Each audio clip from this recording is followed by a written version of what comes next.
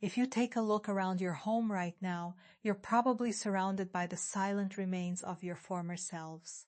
There's likely a museum of abandoned intentions tucked away in your corners.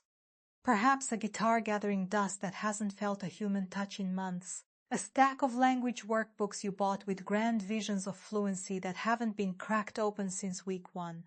Or a folder on your desktop containing a coding project that is 10% genius and 90% to be determined. Every time your gaze drifts toward these objects, you likely feel a sharp, familiar pang of regret. Our culture has plenty of labels for people like you. They call you flaky, they say you lack grit, or they use that classic backhanded compliment. A jack of all trades but a master of none. The story you tell yourself is almost always the same. You begin with a surge of electric passion. You devour every tutorial, buy all the gear, and tell everyone who will listen that you finally found the thing. But then, just as the novelty starts to settle into routine, the fire goes out. The excitement simply evaporates. You get bored, you retreat, and you start scanning the horizon for the next shiny intellectual toy. After years of repeating this loop, you start to internalize a sense of personal failure. You look at your history of half-finished dreams and wonder why you can't just follow through like everyone else. But today, I want to invite you to look at your brain through a different lens, one that is significantly more compassionate and grounded in neuroscience. It is incredibly easy to view yourself as broken because you're a dabbler. However, the truth is that you share the exact same biological architecture as some of the world's greatest polymaths. You possess a powerful knowledge instinct. You have an exceptionally high drive for discovery and a deep-seated craving for curiosity. The real gap between you and the masters you admire isn't a lack of talent or a defective personality. It's a matter of cognitive strategy. It all comes down to the physical conditioning of one specific neighborhood in your brain. To reclaim your potential, we have to diagnose the neural glitch that forces you to quit right before the finish line. Let's analyze how your brain actually processes new data. In cognitive science, the knowledge instinct is described as our biological hunger to eliminate uncertainty. But for people with your brain type, the system is tuned differently. Your brain doesn't just want the information, it wants the thrill of the acquisition phase. You are highly sensitive to something called reward prediction error. Think of it this way. When you pick up a new hobby like digital photography, everything is a revelation. The learning curve is almost vertical. Within hours, you go from knowing nothing to understanding the fundamentals of composition. Because your rate of improvement is so high, your brain releases a massive flood of dopamine. It's an intoxicating rush that feels like falling in love. The world feels vibrant and full of potential, but this is the Novice High, and it is a psychological trap. Eventually, you reach a point where the core mechanics become clear. You know how the aperture works. You understand the rule of thirds. Suddenly, the rate of new information drops off. The steep curve flattens into a long gray plateau. For your specific neural chemistry, this means the dopamine faucet is turned off instantly. This is the crossroads where your future is decided. A master pushes through this boring stretch because they are hunting for subtle, deeper patterns.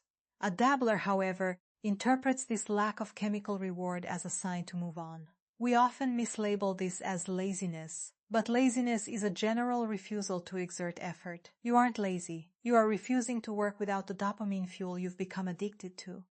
Your subconscious mind has calculated that the energy required to master the final, difficult 20% of the skill is no longer worth the dwindling neurological reward. So you stop. But we need to have a moment of radical honesty here. We need a reality check that might sting. Are you quitting because you've actually extracted all the value from that skill? Or are you quitting because the work finally got difficult?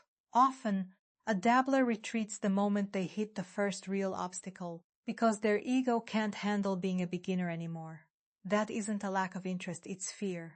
And the reason you surrender to that fear is that a specific tenacity muscle in your brain is currently out of shape. We usually talk about willpower as if it's a magical personality trait you're either born with or you aren't. But neuroscience tells a different story. Resilience is physical. It lives in a specific region known as the anterior mid-cingulate cortex, or the aMCC.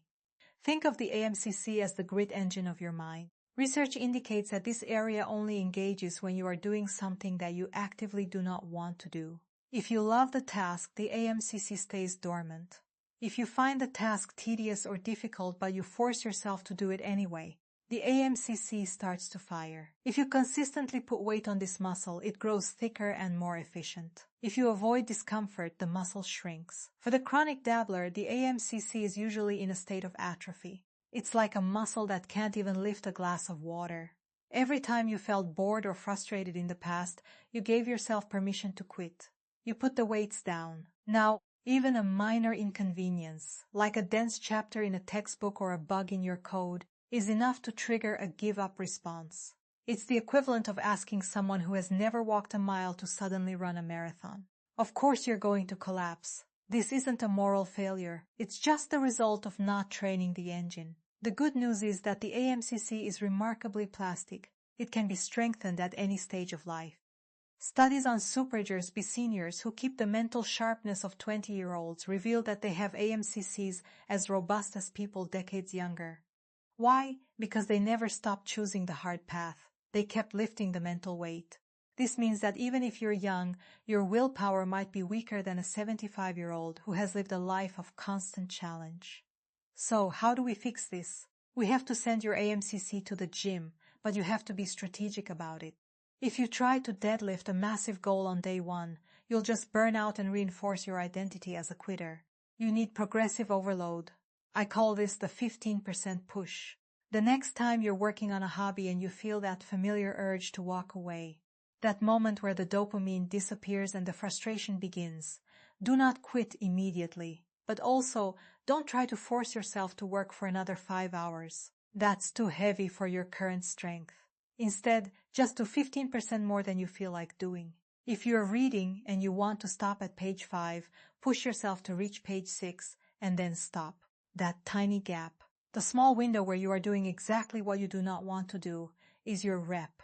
That is how you thicken the aMCC. It is a mechanical process. Over time, that weak muscle becomes strong enough to carry you through the long, boring plateaus that lead to mastery. However, we must make a vital distinction here. For some of you, the issue might be ADHD, and for that brain type, the strategy needs adjustment. If you have ADHD, your dopamine system and executive functions are wired differently.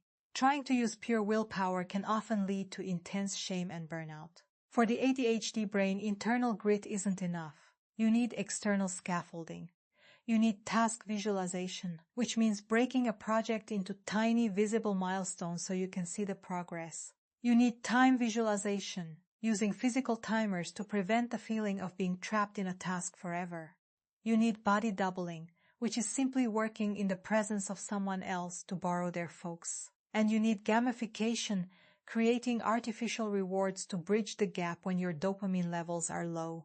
As I've discussed before regarding job crafting, you have to engineer your environment to support your biology. If you suspect you have ADHD, use these tools to assist your aMCC instead of just beating yourself up for being weak. There is one final hurdle: boredom intolerance. The plateau feels painful because your baseline for stimulation is artificially high.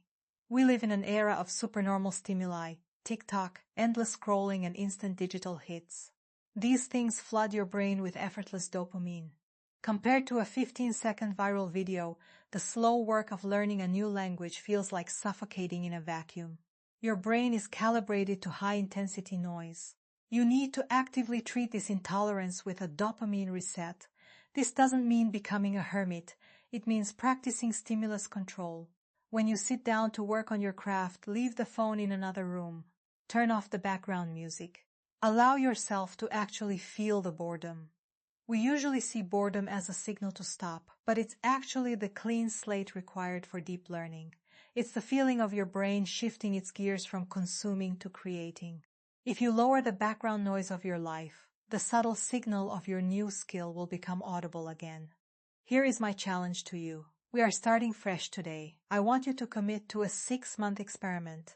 Pick one single interest. It doesn't have to be your life's work. It just has to be something you care about. Commit to it for 6 months. Your goal isn't to become the best in the world. Your goal is simply to survive the deliberate practice phase. I want you to intentionally hit that plateau. Feel the dopamine drop, recognize the weakness in your aMCC, and then perform the 15% push anyway. Once you prove to yourself that you can navigate the deep, you will unlock a new identity. You'll realize that Dabbler was never who you were. It was just a stage of your evolution into a polymath. Once that muscle is built, you'll be ready for what comes next. For now, grab the free guide in the description below, which includes the interest audit and the training protocols for your aMCC. Pick your one thing and start lifting. In our next video, we're going to dive into the Polymath strategy, how to build a career that celebrates all your diverse interests instead of forcing you to choose just one. I'll see you there, since you are looking to transition from a dabbler to a master.